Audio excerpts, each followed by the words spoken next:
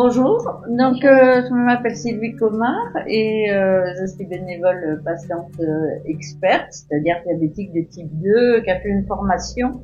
Là c'est la deuxième partie, on a parlé dans une première vidéo de la préparation des fêtes des fins d'année. Et bien maintenant, deuxième partie, il faut récupérer, retrouver sa petite routine. On attend vos conseils pour pouvoir retrouver la forme. Merci Sylvie. Donc je suis Marie-Colette Albou, je suis diététicienne nutritionniste et je me suis spécialisée dans l'accompagnement des personnes qui ont une maladie métabolique comme le diabète ou l'obésité. Alors Marie-Colette, qu'est-ce que tu nous conseilles pour retrouver un équilibre alimentaire après les fêtes? L'idée c'est que après les fêtes, on puisse quand même assez rapidement reprendre une vie normale, entre guillemets.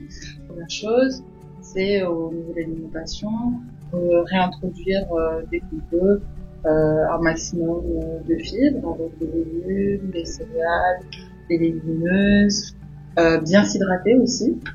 Et faire attention d'avoir une activité physique régulière qui va nous permettre de garder aussi pas mal d'énergie, s'exposer à la lumière le plus possible et manger normalement avec des quantités raisonnables.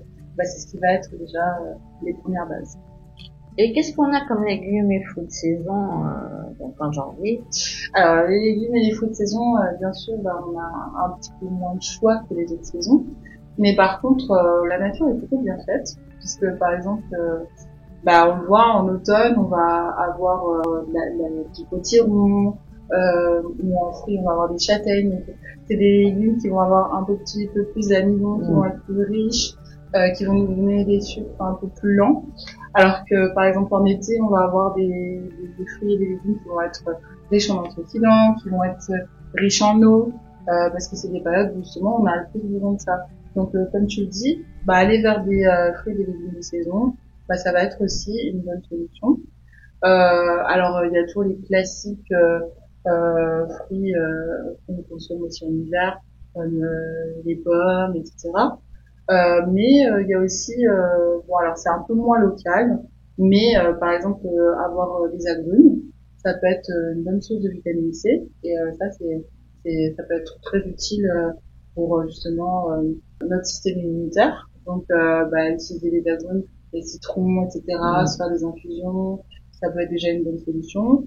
Les clémentines qu'on aime bien en hiver aussi, c'est une bonne source de vitamine C. Le fait aussi de prendre des soupes, c'est important de s'hydrater après les fêtes pour éliminer les toxines. C'est vrai qu'on a tendance à moins s'hydrater l'hiver parce qu'on ne pense pas comme il fait moins chaud, alors qu'en fait on a besoin de s'hydrater tout le temps. Pendant les fêtes, on a tendance à pas mal dépenser. Et bien, le mois de janvier, c'est un petit peu plus difficile au niveau budget. Donc, comment on peut faire pour retrouver un équilibre? Peut-être la première chose, c'est revenir à l'essentiel en fait. Penser à un équilibre, essayer de penser à manger des aliments qui soient bruts.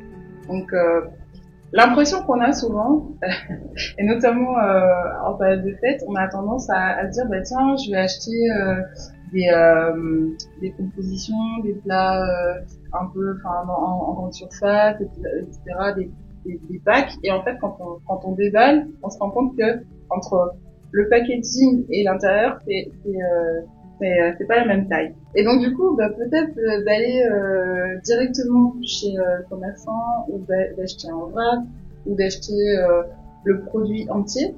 Et en fait, d'avoir le produit entier, du coup, de le découper, de le retravailler soi-même, on profite plus du produit, on en a plus, et finalement, si on regarde le prix au kilo, oui, c'est ça qui est important, c'est le prix au kilo. Voilà.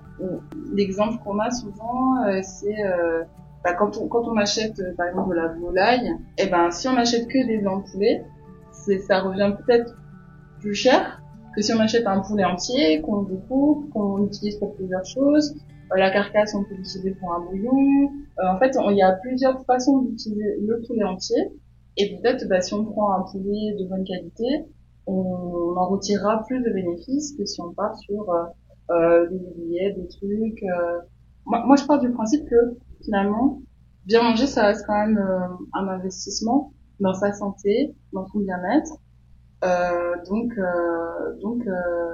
bien choisir ses aliments, c'est aussi très important.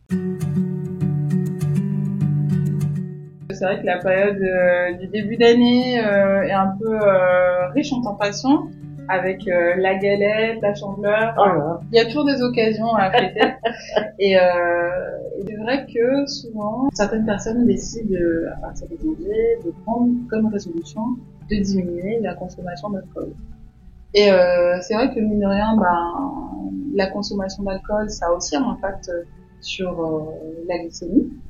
Ça a aussi un impact sur le poids. Et donc du coup, c'est important de rappeler que l'alcool, c'est aussi une source de calories. Et du coup, en fait, c'est aussi une bonne résolution de se dire, tiens, peut-être regarder autrement la consommation d'alcool. Je vais peut-être avoir un autre regard sur le côté festif, le côté convivial de l'alcool. Est-ce que on pourrait pas aussi faire la fête avec des boissons qui soient faites avec autre chose que l'alcool. Donc maintenant, il y a des très bons ersatz, des choses qui ressemblent à l'alcool mais qui sont sans alcool. Donc Marie-Colette, est-ce que tu peux nous conseiller pour retrouver une bonne glycémie par la pratique de l'activité physique? Alors, c'est évident. Il y a une différence à faire entre activité physique et sport. Donc, l'activité physique, c'est à partir du moment où on n'est pas sédentaire, où on bouge. Même ça peut être, on est au mois de janvier, ok. Mais le jardinage, le bricolage, toutes les choses qu'on peut faire et qui nous mettent en activité. Le ménage. Le ménage. Après les fêtes. Donc, ça reste quand même de l'activité physique. Après, l'autre chose qui est importante à avoir en tête, c'est pour justement durer et que ça soit dans notre routine et qu'on puisse continuer avec ces bonnes résolutions. Ce qui va être important, c'est que ça nous plaise. Ah, le plaisir. Le plaisir. En fait, il faut toujours mêler l'utile et l'agréable pour que ça soit quelque chose qui devienne petit à petit une habitude et qu'on le fasse volontiers.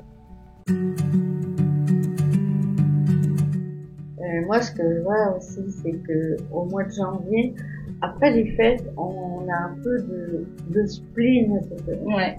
Parce que les fêtes sont finies. C'est ça. Les efforts retombent, mais il fait gris, il y a moins de soleil, et pour le moral, c'est pas toujours facile. On a parlé de l'activité physique. On a parlé de la nourriture, mais je vais te reparler encore du sommeil. Parce que mine de rien, ça aussi, en termes de moral, en termes d'énergie, en termes aussi de prévention, le sommeil c'est super important. Et bien se reposer, et bien recharger les batteries, c'est quelque chose de super important. Et donc, peut-être aller chercher là-dessus. Oui. Travailler sur le sommeil, ou se mettre des petits rituels de sommeil. Avoir une activité qui nous fatigue suffisamment pour qu'on dorme bien, voilà, avoir des temps calmes et peut-être faire attention à notre temps d'écran. Pour moi, je pense que déjà se reconnecter à soi-même, à son environnement, prendre soin de soi et vraiment être à l'écoute de ses émotions, de sa fatigue, de son rythme, parce que c'est ça en fait. Pour durer toute l'année, il faut trouver le bon équilibre, le bon rythme, et c'est pas que au niveau de l'alimentation, c'est dans ses habitudes en général. Et toi, qu'est-ce que tu dirais? Oh, je suis d'accord.